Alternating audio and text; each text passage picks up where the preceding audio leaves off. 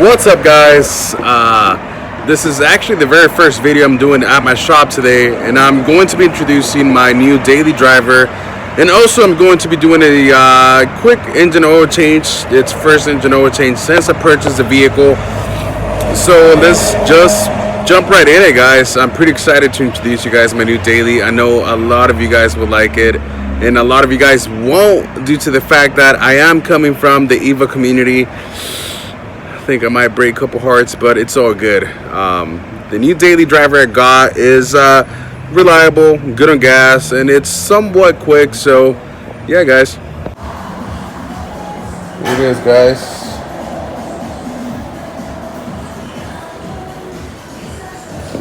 Bone stock factory car, zero modifications other than the fog lights and headlights.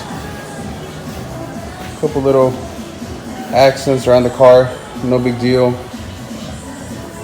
The black style top, I think it looks pretty dope. There's a little blacked out emblem right there. Stock wheels, stock suspension. Black this emblem out. This one, I decided to do this Subaru Wrx emblem red so I can mix things up. But when it comes to engine, performance wise, there's nothing done to this vehicle. I mean, it's bone stock factory. I think I might leave it stock for now. I'm not really sure. We'll see. We'll see what happens.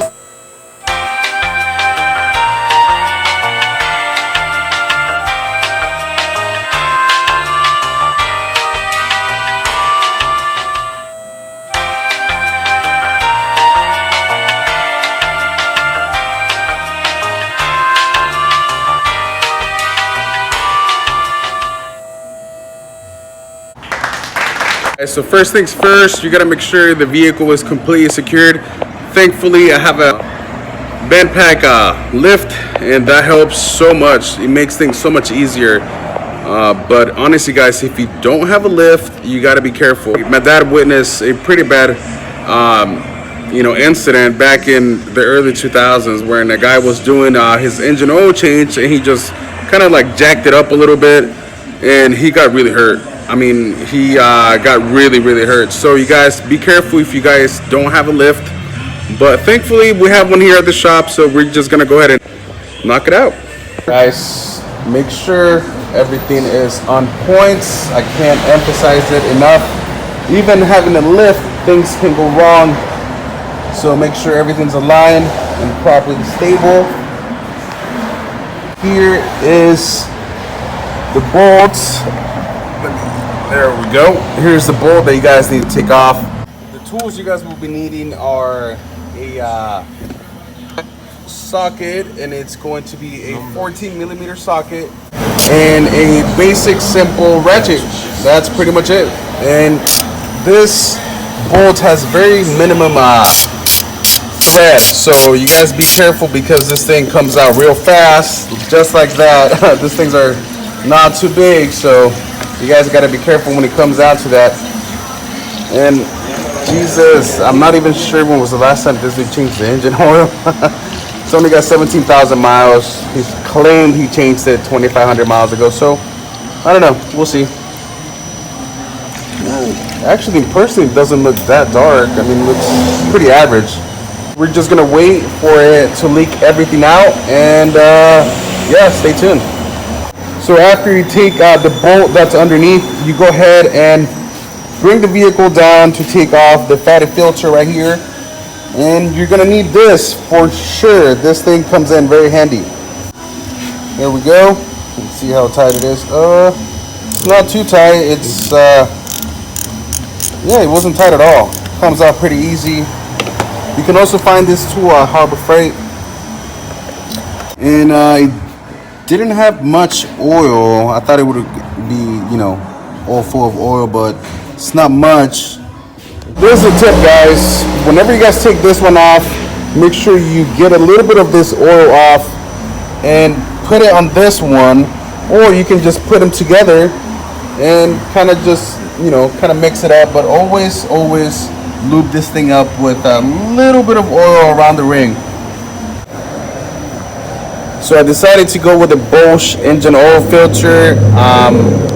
It's great. I mean, it's got pretty decent reviews, and it's only $10, so it's not too bad. And when it came down to using the type of oil, I decided to go with a Mobil 1 530 full synthetic. This thing, you cannot go wrong. Mobil 1 has been known for being a very long lasting engine oil. I mean, it's great. My dad uses it in his truck. I used to use it on my Evo. I mean, these things are great. And then after that, you go ahead and lift the car back up so you can tighten up this bolts. Like I said before, it is a 14 millimeter socket that you need to use. So just go ahead and tighten up that bad boy. Pretty tight, not too tight though. We go ahead and bring the vehicle back down so we can finally add the oil, and the oil will be going into this one, which is right next to the oil filter. There's, you know, you can't lose yourself. It's literally right here, and it says engine oil. So go ahead and take it off.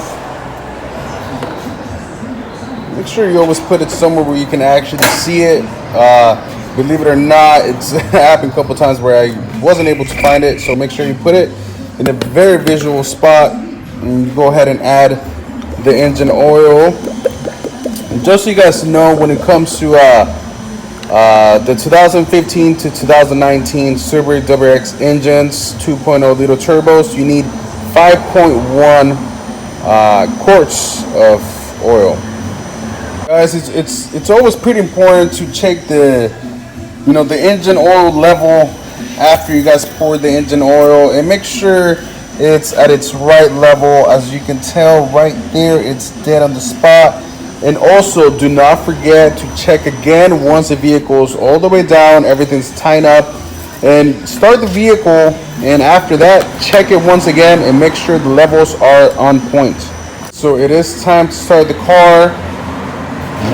And always make sure when you start your vehicle, make sure to check underneath in case anything's leaking, just to be on the safe side. You can't be safe enough ever, so just always double check that.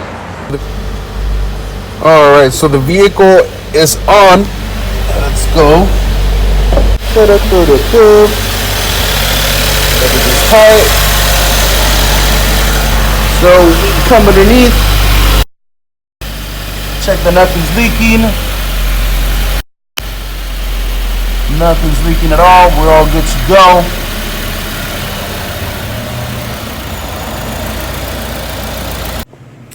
Alright guys, I hope you guys enjoyed the video. Hopefully it was helpful for you guys who want to do your own engine oil change on your 2015 to 2019 Subaru Wrx. Mine happens to be a 2018. Just wait on it, because I think I might modify it. Maybe, I'm not too sure. Knowing my dumbass, I'll probably modify it. So stay tuned for that. But guys, do not forget to subscribe, like, and wait on the next upload.